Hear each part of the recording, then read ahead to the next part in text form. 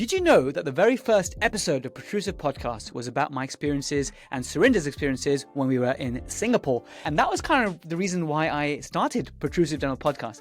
Well, so many hundreds of episodes later, another opportunity has come to talk about moving to the UAE from wherever you are in the world, be it US, Australia, UK, New Zealand, wherever you are, and starting a new life, a new career in the United Arab Emirates. Think Abu Dhabi, think Dubai kind of thing. And those are where my two guests have got experiences from. And I'm really excited to share this episode because we've got Mark, who was practicing in Abu Dhabi for 5 years.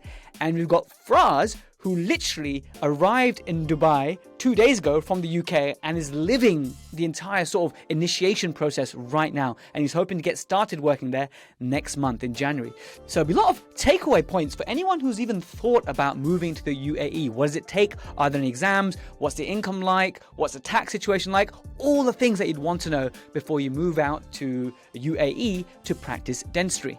Funnily enough, one of the hygienists, Bev, who I used to work with, is also there now. I haven't caught up with her in a while, so I'm actually reach out to her. But there's lots of people I know over the years who've experienced dentistry in the UAE. And it's a place that I've been to a fair bit. My wife actually grew up in UAE, and we're going there again on vacation. So it really did pique my interest, you know. My wife is actually expecting number 2 in summer. So looking forward to a summer of sleepless nights. And one of the things that we are looking for in the future, in a couple of years, is, you know, a bigger place, because we're in a cozy 2-bed and we're going to need a bigger space. So before we decide on that, my wife was like, but you know, Jazz, you're recording that episode with those 2 guys from Dubai. Let's just hear what they have to say before making a decision. So I guess it's on my wife's mind. And I know for a fact that many of you listening to this podcast, young dentists around the world is changing. And now we want to experience this lifestyle where wherever village or whichever city we grew up in, we have to reflect on whether that's the place you want to practice your dentistry,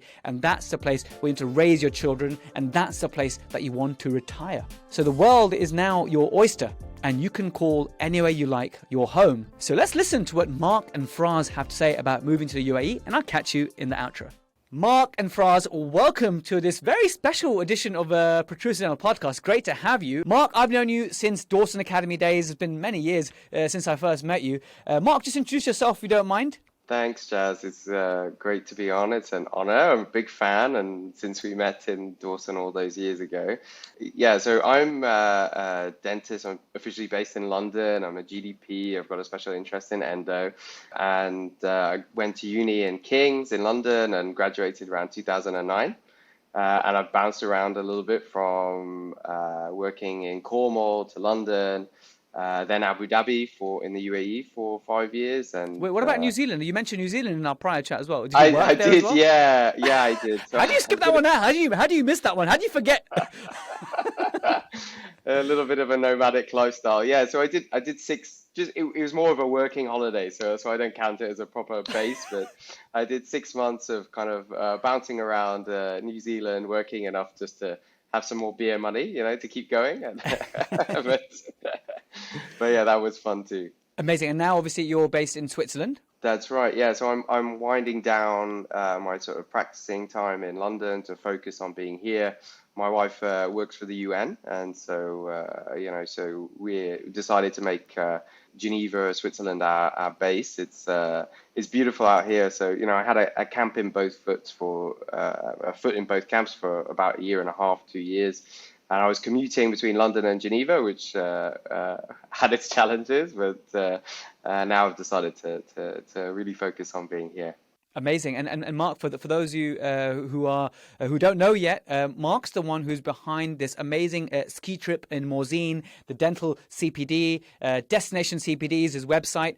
So please do check out the links below, and also we'll talk a little bit more about it towards the end. For anyone who's up for a tax-deductible ski trip, there's a few places left, so come and join us if you can. But now I've also got Fraaz, and Fraaz, before you talk about yourself, man, it was just, the timing was just beautiful, man. I saw your Instagram post, and it was like one of those like, bye UK, hello Dubai kind of thing, and literally you at the airport. And I appreciate you so much for giving your time, and you must be jet lagged and stuff, to talk about your very recent now move. Are you probably jet lagged in the Dubai mall right now? No, to be fair, because I don't have my 3 children here yet. So my children normally up at 5 o'clock, which is what Dubai time, 9 a.m. anyway. So I've been enjoying the lions. Yeah. Very good. I bet you are. Fraaz, tell us a little bit about yourself. Where did you qualify from, and your little background before I start picking at both of you in terms of finding out what is going through your minds. So I'm really your typical humble, just GDP. So graduated from Liverpool 2012. I went worked in South West Wales for a bit, so worked in the valleys. That was good. Completed my masters in 2015 with Manchester University in restorative and aesthetic dentistry. Stephen Davis was the guy who really got me into TMD, so I love TMD now because of him. And that's then there are lots of small courses during that time afterwards, but that's like my formal sort of education. Been bouncing around from Southwest Wales to then Manchester and Oldham. Worked in Wigan for a good period of 7 or 8 years, and then before I've moved here, I finished a spell back home for me is Cheadle, South Manchester, and now I'm here, and I feel like I'm back right to the beginning. Yeah, well, you've been bouncing from Wales to Manchester, Cheadle, whereas Mark's been going from like UK, New Zealand, Abu Dhabi. So you had different experiences, but let's start right at the beginning, guys. Right? So a dentist listening to this who maybe is now thinking about it, and I guess I would be lying if I said I'm not interested. I am definitely interested. I'll tell you why. I said to so my wife's pregnant. We're expecting number 2, and I keep sending these like links to my wife. Thank you. I keep sending these links to my wife, saying, okay, check out this house, because we live in a cozy 2-bed and we need the space. So I'm thinking, projecting 2 years forward, like we need the extra bedroom. And my wife is being really hesitant because she said, oh, Jazz, you told me that you're recording this podcast episode. Maybe just hear what they have to say. So here we are. To any dentist who's thinking about moving to UAE to be able to practice dentistry, where do you begin? So let's talk mindset. Mark, let's start with you. When you were moving to UAE, you told me a little bit already, but share it with the Protrusive. It wasn't just UAE. You were considering a few places. You were also considering Singapore and stuff. Why did you end up going to the UAE? Right. Okay. So when the backstory, I guess, for prompting the move was, like I said to you earlier, Jazz, I was in predominantly NHS practice in East London, which was great. As you know, and probably all of your listeners are familiar with that kind of treadmill dentistry. It gets tiring physically, mentally. You're kind of so I kind of drew a line in the sand. I was like, this is not going to work for me. So we took the plunge. My wife and I decided to take a kind of extended holiday / sabbatical. We were bouncing around Southeast Asia for a few months. So while we were away, we were both applying to jobs all over the place. So my wife was applying to jobs globally. I was applying to jobs in the UAE, to Singapore, to see, where we wanted to end up. And while I was in Thailand, one of the recruiters that I'd sent out my CV to has said, right, we've got an interview for a practice in Abu Dhabi. And I did the interview, while I was on holiday over Skype, Zoom kind of thing, yeah? Yeah, exactly. That was kind of like the first preliminary one, and they were happy with me. They wanted to see if we could take it forward. And then, it was helped by the fact that my wife has family there, so her parents were living there. So that kind of obviously made the decision. Oh, parents. Okay, when you said family, I didn't appreciate parents. That's a big deal. That's pretty cool. Absolutely, yeah. So it made the move much easier. We had a base there. We'd already been a bunch of times to visit and things like that. So that was. And is that why Abu Dhabi and not Dubai for you personally? Because parents were in Abu Dhabi? Yeah, so the parents were in Abu Dhabi, which definitely helped. Dubai, and I'm sure Faz will probably already echo this. Dubai and Abu Dhabi are kind of two different animals. One is kind of the older, more sensible parent, and one's the wild child. So, but they're both super fun places to be. I've always liked and preferred Abu Dhabi. It just kind of, we were drawn into it, the green space and the seas, like kind of is a backdrop for everything really in the city. So yeah, it's that's why we were drawn there. But yeah, Brilliant. A couple of interviews later, and kept going, and we ended up there. Yeah. Great. And Fraaz, you're obviously in Dubai right now. So tell me, did you go through a process of thinking about different places to move to? And I guess my question is, why did you move from UK to now in Dubai? And you're obviously taking your family there as well. And did you consider any other places, or was it always going to be Dubai for you? Dubai was actually my wife's dream. And then it's funny because the dream then changed as she got happy just living the UK life. I mean, we're both from the UK, but she got happy there. I was sort of like, I want to do something else. Dubai really came along similar to Mark in the sense of we actually have family here. So that's why it was the other location that's easy to move to. My in-laws, I have a lot of in-laws in Dubai. That's the main reason for here. And then literally it was over a phone call. So last weekend of June, my brother-in-law calls me and goes, we're opening up this polyclinic. Do you want to join in? I've had my DHA license for a good, I think, 5 or 6 years. Like, yep, let's just do it. And we just made the decision on the phone. And then from there, what's the DHA license? Is that something that you had, yeah? Yes, so the Dental Health Authority. So the equivalent of sort of the GDC, but for Dubai. And how did you have one 6 years ago? So they've got like a fairly simple website. So you go through like a Sharian portal, and you just follow the flow chart, submit your documents, certificates, things like that. You do have to do a prometric exam. So it's like I just went to like a centre in Salford Keys, did set my exam there, fairly straightforward. Yeah, that was it. Then you just get your license. You have to get a job though to make it active. So I actually still don't have an active license yet until we get the practice up and running. Yes, it's fairly straightforward. As long as you don't mind them. But it was always in the back of your mind then, because if you had this license, you must have at one stage had the intention or the desire in the back of your mind, right? Yeah, so it was actually quite funny because when I got the job in Cheadle, that was it. I did my NHS to private transition completely, and I'd given up on the sort of the Dubai dream because I actually had a bit of an issue with applying for jobs. I just didn't quite get a sense of let's say professionalism was a bit different to how it was in the UK when it came to contracts. I'm not sure what Mark's experience has been like over there, but I just thought this is how much hassle I'm having with jobs now remotely. I don't really want to, I was too scared to take the plunge, I would say, to move my whole family over and then have contractual issues. That's how it felt. And then it was just that June, that phone call, where just the opportunity came up and I was like, yeah, we're going to regret it if we don't try it out. So I'm here. And one thing I want to see is on your Instagram, I see you do some beautiful dentistry and looks like there's no shortage of patients and stuff. And so did you feel as though you're taking a big risk? Like imagine someone who's got like a steady income as a dentist, maybe a mortgage, I don't know if you had one or not, etc. And then to sell up and give up everything to move, that's a big risk in a way. I guess it's helped by the fact that you're moving to a family sort of venture, I guess. But tell me about your thoughts in that regard. Yeah, so I think financially, it's a financial risk. But I think although I think to a lot of my older colleagues, I would still be seen as like a fresh new dentist. I feel like after just over 10 years experience, I feel like you build that confidence in yourself. You know what you can do. I'm quite confident in the level of customer service, and Dubai, a lot of it is about service. So I know that if I can bring that service to here, it's just about you get people through the door. I think we've got the location right, and then we'll see. I think another person that helped me was I don't know if you've had James on one of your podcasts already, James Martin. So yes, so he was somebody as well I've been speaking to a lot. He changed a lot of my mindset with the whole thought of money. So you realise it's something which you don't really have to have much of an attachment to. There's always ways to make money, so you do what you love and you'll always find a way. Well done for chasing your dream, or as a wise man, you chased your wife's dream. So even more brownie points and whatnot. So well done you, and I guess both of you did right by your significant others. It sounds like.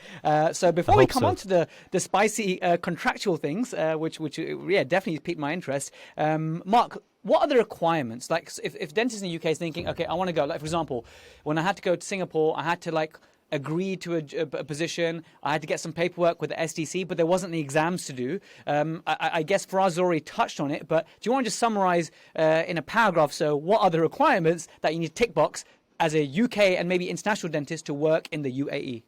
Sure. So, kind of as Faraz said, it's quite a simple process in terms of it being, and I can talk about the HAD, which is now the Health Authority Abu Dhabi, which is now transformed into the DO, Department of Health. So they operate kind of independently. So between Dubai and Abu Dhabi, there's two separate governing bodies. The first step in terms of is your accreditation. So you have to go through something called the data flow, which is like where you submit your papers, work through, it's an outsourced company that will validate everything, all of your degrees and your references and things like that. in terms of exams, for Abu Dhabi, there is nothing that you have to do if you're a graduate from the UK, Australia, New Zealand, and a couple of other countries, I think the US as well. So from that side, it's fairly straightforward. The requirements are just that you have all of your paperwork is in order. And so I actually applied without having had the job, in my hand. And you can get through all of the paperwork, kind of get somewhat accredited, and then finally, your last step is once you have the job, you kind of attach that onto your license, and then your license gets attached to a facility, which is kind of obviously the practice that you're going to be working at. Have I missed anything out? I think that's pretty much it. It's a straightforward process. It is timely. It took a good 3 or 4 months minimum to kind of get through all of that, because they will send back things for more rubber stamps. That's an important point, because that's 3 to 4 months of loss of earnings and something that a dentist should keep in mind and plan for and accommodate for. Fraaz, anything you want to add to that? Because it's all very fresh in what you're living through right now. Yeah, I think the only thing I would say to Ed, I wish I knew there wasn't a prometric exam for the DOH license, because I think it's quite easy to then switch them across. I believe so. I would have maybe done it that way around, but anyway, it's done now. In regards to, if anybody's thinking of it, because of the amount of months it takes, so like I said, they do come back and forth with small tweaks you need to make. My advice is, if you're thinking, get your license done now. It's not too costly. I can't remember the exact cost off the top of my head, but I think it was less than £1,000 when you equate it for the license. So if someone's thinking of it, just go and do them. Get your 2 or 3 licenses sorted. And that's a one-off rather than an annual renewal, right? It's a one-off. There is an annual renewal fee, but it's fairly inexpensive. I think it was a few hundred dirham, which is maybe like £100. So it's not like GDC money. It's like no. Yeah, it's literally like another benefit. Your 3 UDAs, 3 UDAs pays for your renewal. On this topic, and this might be complete rumor, this might be false, right? And this might be, I might be talking complete garbage. But one of my old principals told me that in some of these Arab countries, that there is no such thing as dental protection and stuff, because if something bad happens, something wrong happens, it's inshallah. They say that it was meant to be. Is that correct? Mark, I think you're probably in a better position than I am, since I'm at the beginning of the journey. Okay, well, yeah. So there is indemnity, but I think it's related to the facility rather than the clinician. I know certainly that I didn't have indemnity that was directly associated to me, and my practice owner was kind of deducting a small fee, but it was nothing like what we're used to paying in the UK. I mean, I have also heard stories of surgeons that if something goes wrong, they've got their passport and then they leave the country. But I don't think it. I think those are all urban legends, and I don't think they're actual reality. But yeah, I think that certainly the level of litigation that clinicians face in the UK is not there in the same way. Like in Singapore, they had dental protection stuff, but my fee was like a quarter of what we would be paying here, basically, and that's how it was. And even then, it was like it must have been compulsory, I guess, but it was very rare for litigation to be at the top of someone's mind as a dentist, and I imagine it's the same there. Yeah, I mean, I think in the same way that you practice defensively or you practice carefully and you always try to do the best for your patients, it goes without saying, right? That's how you are going to operate in anywhere. Just because you don't have it doesn't mean you end up being reckless. Of course, you still stay true to your ethics and whatnot, but it's just a requirement-wise, it was good to know that, okay, maybe the medical legal, just wanted to get the medical legal landscape, I guess. Yeah, absolutely. Yeah, it's different in the sense that I didn't pay any indemnity protection while I was there, or that was significant. It was only coming out of it was not even noticeable. So yeah, it's definitely not the same figures that we were looking at in the UK. Sure. And Fraaz, what's next for you now? So you got your license years ago in a way, and now you're waiting for it to become active. Now tell me about this polyclinic. This is it sounds like a family kind of. Are they doctors? Are they creating a clinic with different specialities?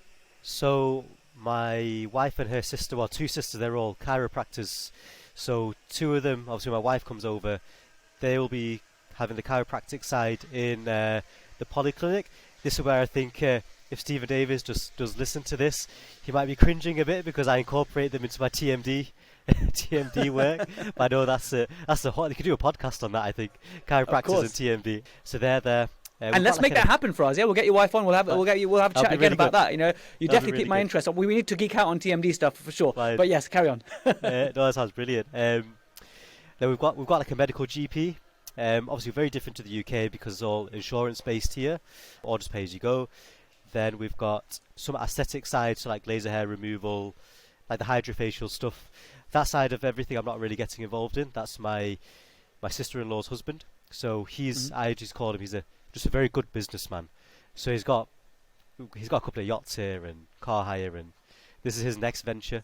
And then I'm basically essentially similar to a typical UK setup where I'm almost renting the space and doing my own thing within the polyclinic. So with us, we have a license with 6 specialities on the clinic already.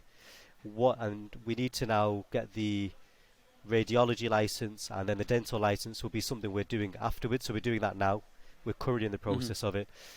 Once that's granted, then I can attach myself.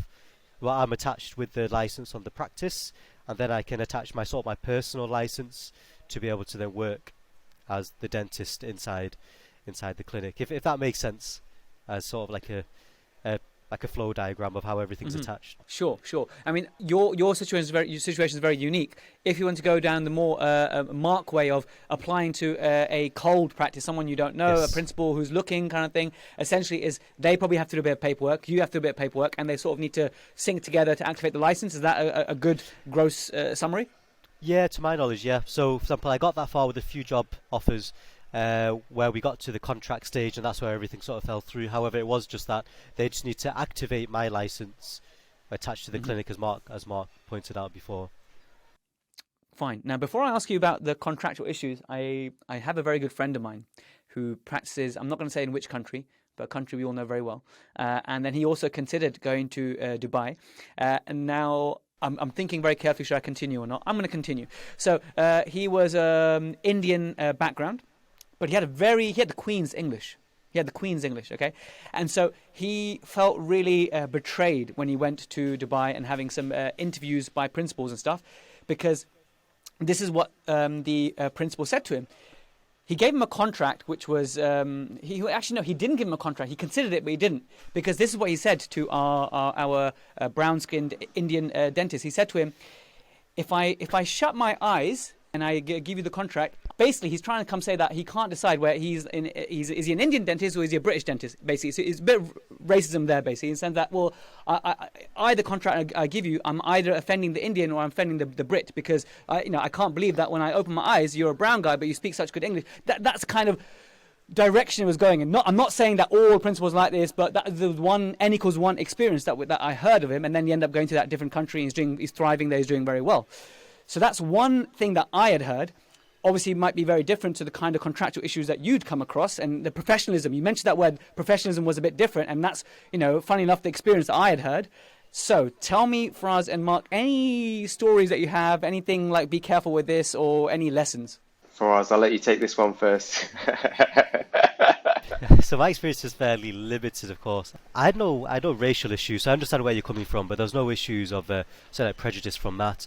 My contractual issues were more when I was looking for a job. I had to be quite plain about it. I pretty much told the 2 jobs that I was going for that I needed to come on a similar salary to what I was earning in the UK in order to be able to fund and keep my family lifestyle the same it was at that time.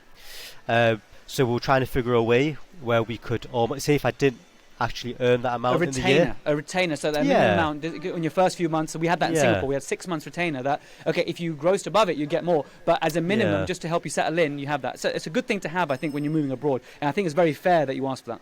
Yeah. So I think they were trying to work out how they're going to put that in the contract. And then the 2 clinics I applied for, I was speaking to like a general dentist from the UK, who was like the manager, you could call it.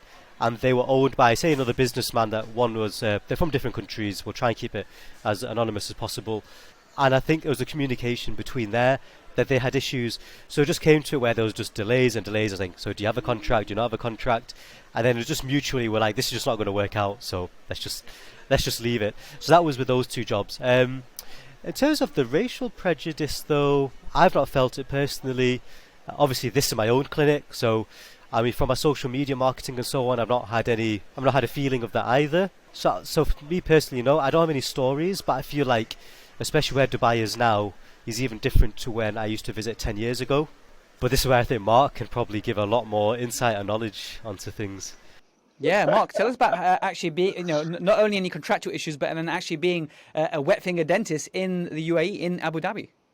Okay, so well, I mean, in terms of my working environment, the practice, just to give you a bit of background of where I was working, because my situation was a little bit unique as well, in that the practice I was working for was owned and by just two brothers that were working in the practice. So we had an orthodontist who was working in the practice, and a prosthodontist that was working in the practice, and they were brothers. One was like CEO, and the other guy was like in it. So they cared a lot about their patients. They cared a lot about the equipment, the materials, everything, and how the practice was operated. So I think a lot of the problems where people may encounter issues with these contracts and things like that is potentially where there's kind of, I guess, a separate business entity that has got no relation to the dentistry, and like a corporate, right? Like you're kind of describing a family-run clinic versus a corporate, really. Absolutely, yeah. So and the corporate jobs exist in clinics, and they exist in hostels in the UAE. So you can find every permutation of that. And I think the family-run business in the UAE is probably getting smaller as a proportion of clinics. So I was lucky to effectively by chance stumble upon that opportunity. And not only that, we were a polyclinic in the sense of dental polyclinic. We had an endodontist, periodontist, pediatric specialist. So everything. And were they all trained within UAE, or were these dentists qualified from around the world? Yeah, so they're all from all around the world. Our endodontist was from Turkey. My pediatric specialist was, who I used to do sedation clinics with, was trained in the US, but he was originally Libyan heritage. We had prosthodontist from Syria. The orthodontist and the other owner were both Palestinian. We had Lebanese periodontist. So it was just, it's great. I mean, they're all from, I guess you could say, the Middle Eastern heritage, but yeah, we had a very international. I love background. that about Dubai, man. I mean, guys, you guys might know this, but maybe I'm saying it wrong. But I think 1 in 5 of the people in UAE are actually Emirati. Like maybe that's the wrong stat, but something like that, right? Like no. So people are from all around the world, and I remember being on holiday in Dubai and being in this lovely restaurant, and the South African couple were eating next to us, and the man who's been there for like 20, 30 years described Dubai as Disneyland for adults, and I'll never forget that. Yeah, you're absolutely right. It is a little bit like that. Yeah, the Emirati population is only 20% of the whole country. So yeah, they're a minority, but it's an amazing place in that sense. And I have never experienced that kind of racial prejudice. So it's sad that people do. I'm sure it exists, probably in the way that it does everywhere. But luckily, it wasn't an issue, and I think it's not something that's common, but I'm sure it does exist. Hey guys, just interfering here with this message from Enlightened Smiles, the good people with Payman Langrudi et al., who do such great whitening products, but of course their flagship composite bonding course, MSM, Mini Smile Makeover, which is really heavy duty, full sequence preg laterals to composite veneers course by the famous Dipesh Palmer. And the wonderful thing about that course is that once you go in it once, you can go again and again for free, which is one of the best highlights I think any course has to offer. So if you're looking for a composite course, do consider Dipesh and Mini Smile Makeover. And thanks again to Enlighten for supporting Protrusive. Back to the episode. Yeah, but I'm kind of glad I did get it out there in terms of, okay, just be careful kind of thing in case you come across this. But yeah, hopefully it is just a one-off kind of thing and it's not going to affect anyone. We kind of covered already in terms of processes and how long it takes. So make sure financial advice, make sure you have 4 to 5 months worth of so supply to feed yourself and your family before you go out there, if you were to do something like that, before you get your affairs in order. Anything you guys want to add so far before we now talk about quality of life, which is, you know, what life is about, right? It's not about, yes, it's about the dentistry, so important, but, you know, how can you nurture and raise children in a country like that, the school system, the income, all these things. But before we get on to the fun bits, anything you guys want to add in terms of contractual, getting to work there, the systems or anything like that? I think in terms of jobs themselves, I'm speaking to a lot of dentists who are already here. I think it's very limited with applying for jobs when you're not in the country for a couple of reasons. So number one, I think you almost now, so given you have to have your license already sorted out. A lot of people just won't even reply to you unless you have your license, which you can all do remotely. You don't have to come into the country, which is great. That is golden advice right there. I think that is golden. And then number two would be, if you are really serious and you can take the financial hit, to come over, maybe at some of the busier times or busier periods, and literally physically present yourself to the sort of clinics after doing some research. Because a lot of people in Dubai will just get jobs like that. They'll literally walk in with a portfolio and be like, I want a job, let's negotiate, type of thing. This is from people I've heard secondhand. I'm not sure, Mark, if that's similar to what you would say or something a bit different from your experience. My way in was a little bit different, but I think as you said, Faraz, I think no one will give you a look in without the license, because it can be such a lengthy process that will filter out so many people. That's something that you definitely have to have 80% done or pretty much done.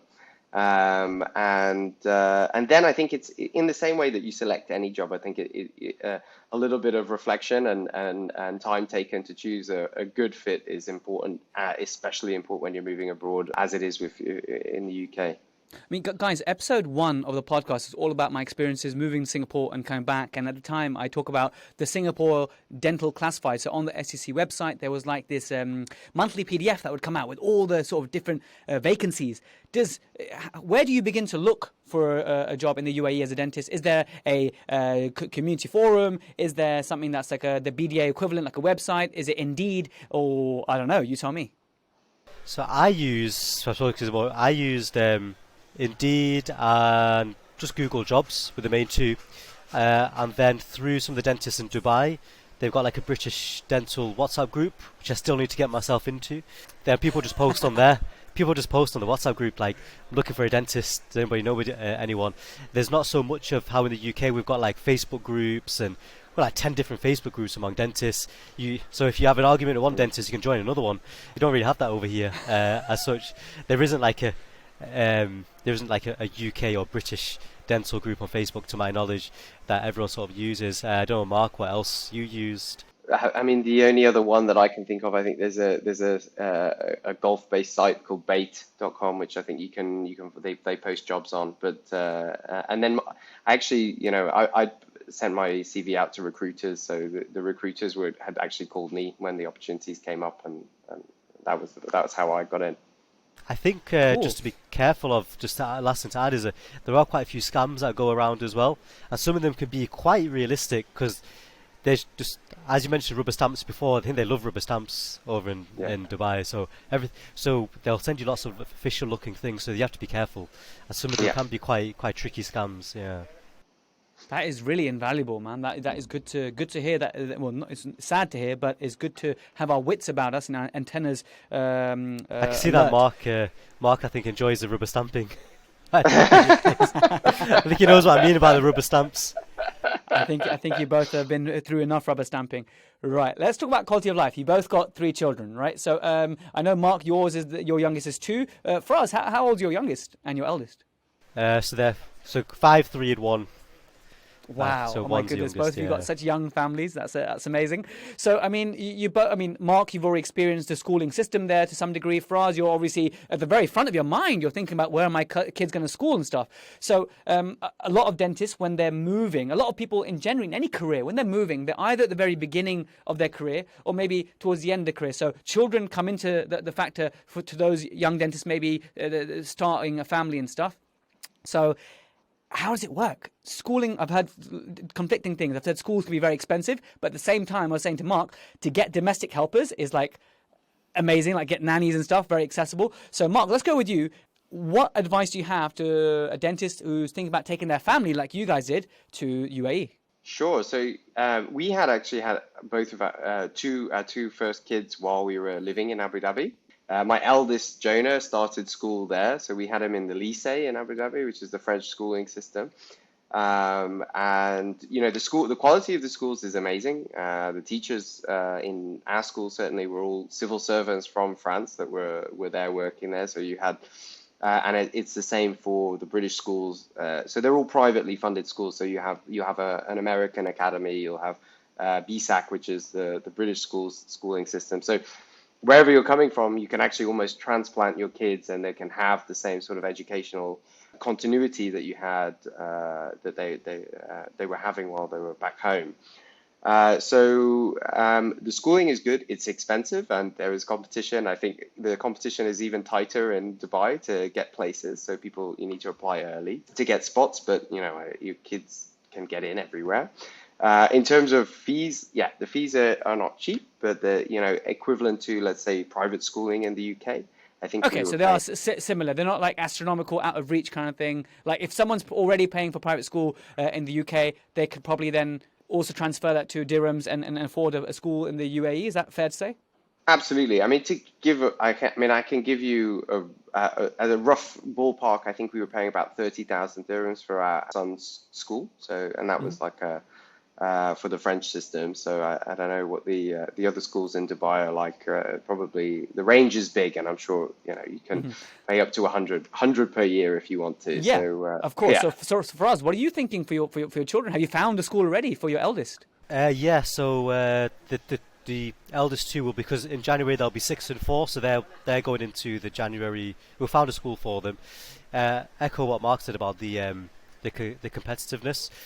January seems to be a decent time because a lot of people leave the UAE and new people sort of join. It just seems to be the way the system is over there. So places do free up. So we're quite lucky. So we've got our places in the school we wanted, and they're with their cousins because they've got cousins the same age. So yeah. So we've been quite lucky though.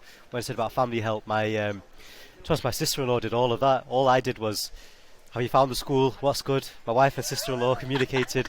All I did was, okay, what's the deposit? Fine, let's transfer it. That's all I was just transferring the money. That's about it.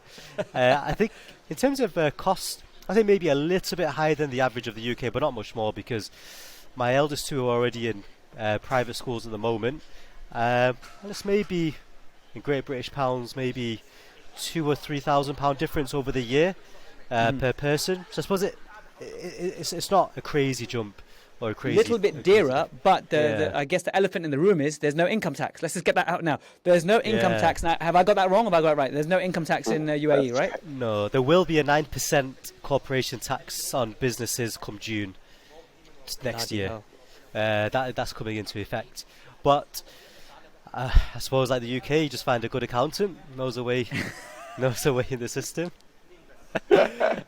Amazing. Well, this is that's one good thing. In terms of income levels, though, you know, when we talked about the first episode when I recorded with Singapore, when my guest Surinder talked about what you can earn as a dentist in Singapore, it was really important that we reflected a range, because if you ask how much can you earn in the UK, you know, you're going to give a range, right? Associated with a monthly take home will be in a wide range. It could be from 3,000 to 40,000. You know, in the UK it could be, right? And if you think about it, so maybe not as wide as that, but as a remuneration kind of concept, do you think you can live the same lifestyle, if not better, in the UAE doing the same kind of dentistry that you're doing here, or is it going to be a bit more of a squeeze on your finances moving to UAE, as far as you get the vibe and so, as far as you feel? Go on, Mark, you go first because you've Okay, done time. all right. Yeah, so I've done time there. Yeah, so I mean, I think you can definitely match your salary in the UK. So I didn't really take any hits in terms of what I was taking home per Like month. net, right? Because the gross might be lower than the income tax. So we're talking net. Yeah, exactly. So maybe it was, okay. So if we're talking net, maybe it was, it effectively is about the same. I think that the key thing here is also makes a big difference what the environment and the system that you're working with. So for example, our practice was mainly treating Emirati patients. So we had an Emirati base and we were treating a using one particular kind of insurance, or mainly one kind of insurance. One thing that's important to note is the patient base wherever you're going, because if they change the insurance rates that they pay out to you, that can impact your pay almost overnight, right? And that happened while I was there. So, but as I arrived and towards the end of where I left, yeah, it was matching what we were earning in the UK. So that's your same range that you could have in the UK, yeah, exists there. Thank you. And Fraaz, what are you expecting? Because obviously you haven't worked there yet. So what are you kind of expecting? Because it's scary, I'm sure. But what have you got in terms of financial planning? So I think in terms of I think with dentistry, going back a little bit, you've got different personalities. And I think I'm applying the same. My personality is, so going back to being a DF, so like a VT person. I was the type of person, I said, I need to become good at extractions. So I don't care what that radiograph says. I used to go for everything. And I got myself into a lot of problems. But that's how I learned. Maybe dangerous in the UK climate, but I got through it and I learned a lot. So I'm very much sort of going in with that similar sort of approach. So I'm trying. You're just focusing on the quality of dentistry, and the good advice is you're going to see how you're going to hopefully see that reflects in income over time. Yeah, exactly. I made contingency. Obviously, got my financial sort of plans in my mind of where your thresholds are, of how long you can sort of live for, and so on. I mean, I sort of haven't tried to too much look at the other markets. Obviously, you've done your normal stuff to compare yourself, but I almost feel as though with me, if you look at everyone else, sometimes you might confine and restrict your own ideas. Sometimes it's good to let your mind just go do what you think is right and do what you think is best if you have the confidence, and then you'll tweak it. So my first 12 months I call it my tweaking 12 months. I'll learn, and then we'll take it from there. So my honest answer at the moment is I don't know.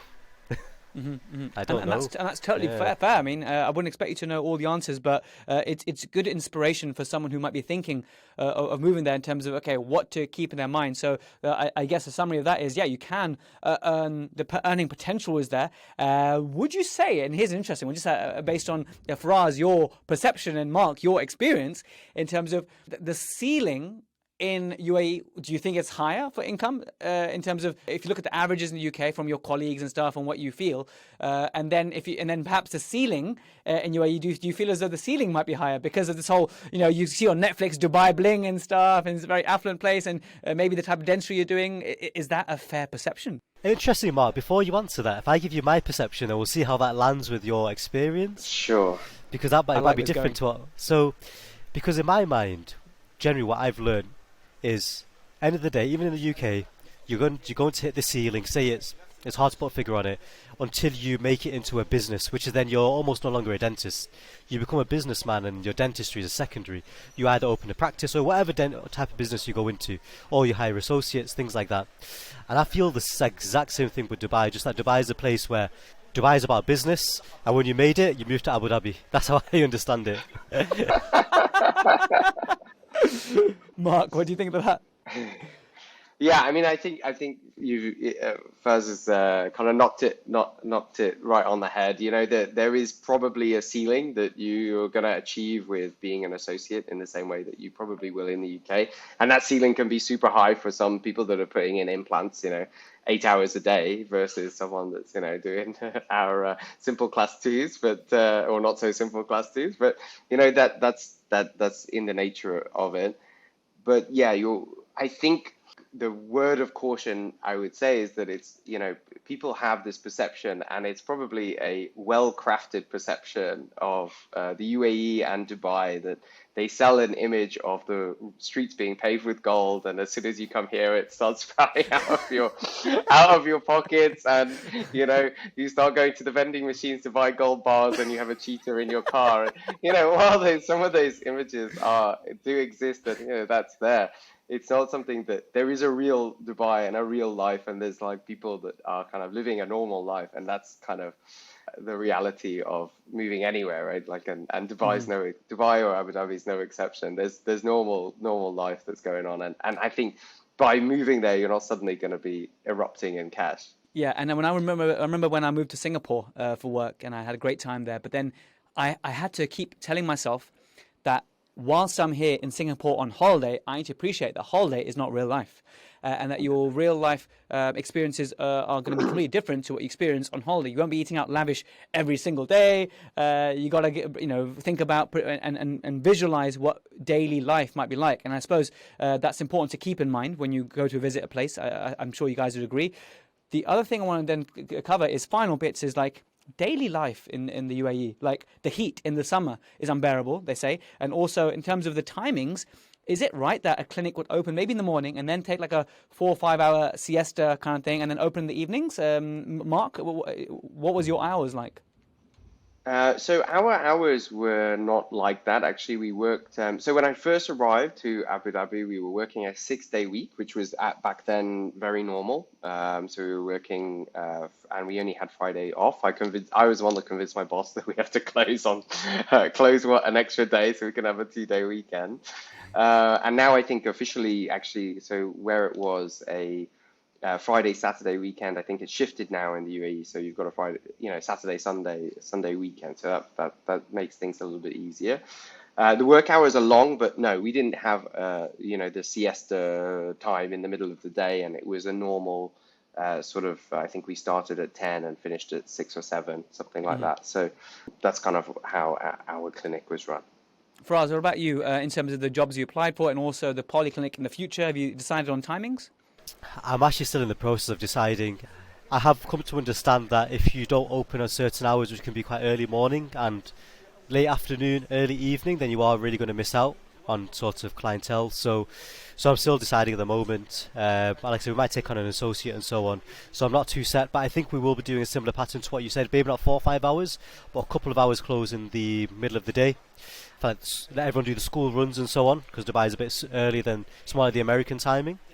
And then we'll probably reopen. But yeah, I'm still yet to decide. But I've come here with the mentality of, for the first few years, it's going to be hard work. Not used to my nice cushy associate 4.5 day 9 to 5 and 9 to 1 as it was in Manchester, with my clinic giving me all my patients and yeah. Yeah, I'm excited to follow your journey, Faraz. I have every faith in from what I've seen so far. So and I wish you all the best there, my friend. Honestly, we're all rooting for you. Everyone listening right now, we're all rooting for you. Exciting story, and again, so thankful that you gave up your time, fresh in Dubai right now. How exciting that we had your sort of input from that as well. I guess the final bits to talk about now before we wrap up this podcast is any final bit of advice that now you've thought of, now that we discussed everything, to anyone who's probably thinking of moving to the UAE for work, from wherever they are in the world, US, Australia, wherever, anything that we haven't covered yet that you want to leave everyone with? Because we talked a little bit about lifestyle. I mean, one thing we didn't discuss a lot about is having a nanny and a domestic helper, but from what I understand, that's quite a thing there. That's quite common place to have that for childcare, and that really helps massively. But anything else on that vein, either work related or culture or quality of life related, that you want to leave the listeners and watchers with? Mark? I think we've covered most of it. I guess the UAE did give us a really great 5 years. We're privileged to enjoy a really great time there. I think one of my motivating factors was being able to be out in nature, and I think it isn't necessarily as I said before, the bling bling culture doesn't have to be the basis of you moving there while it exists.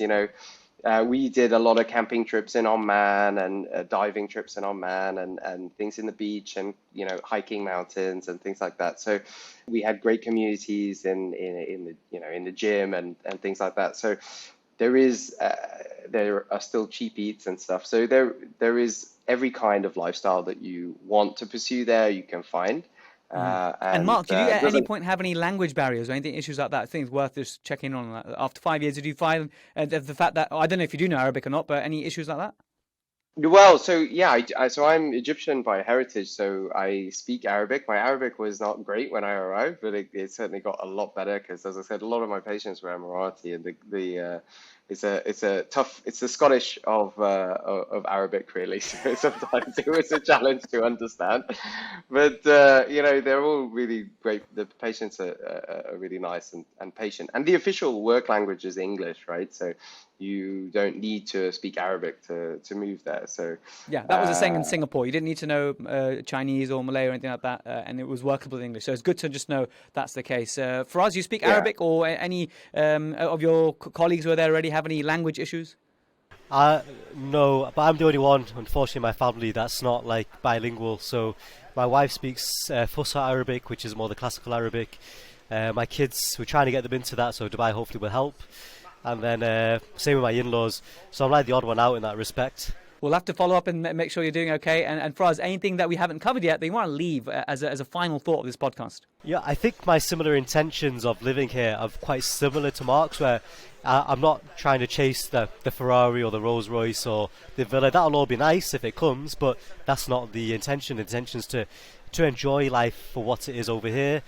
A couple of things that have pulled me in that some people might be thinking of is like the safety aspect. A good example is just now. So as you know, we've had issues with me setting up for this podcast. I tried to run over to Daiso to try and get like an adapter for the headphones. I'd left my laptop, iPad, phone, everything just on the Tim Hortons counter. Just went over, and I know it's going to be there when I come back. I know it's not going to be taken or anything like that. So simple, small things. So safety, that's a big factor, and the lifestyle, I think you can make of it what you want, really. But again, as Mark alluded to sooner, you can lose a lot of money as well if you decide to pursue the Dubai Bling pathway. So you have to be quite careful and know your personality quite well. Keeping up with the Joneses, I think, is quite easy to get into over here. Of course, in any way of life, in any culture. Mark, Faraz, thank you so much for making such an enjoyable, fun podcast about moving to Dubai. I guess my wife will have to listen to it and make of it what she will. And I guess you'll hear from me. For my principals who are listening, don't worry, nothing's going to happen. I want to be in one practice for a long time. But if you piss me off too much, I'll be on the plane to Dubai. Thank you so much, guys. Thank you. Well, there we have it, guys. Thank you so much for listening all the way to the end. I hope there was lots of nuggets, lots of food for thought. Maybe you are settled wherever you are working. Maybe you're happy where you're working, but it's sometimes good to know what dentistry might be like in another country. So hopefully you've experienced that today.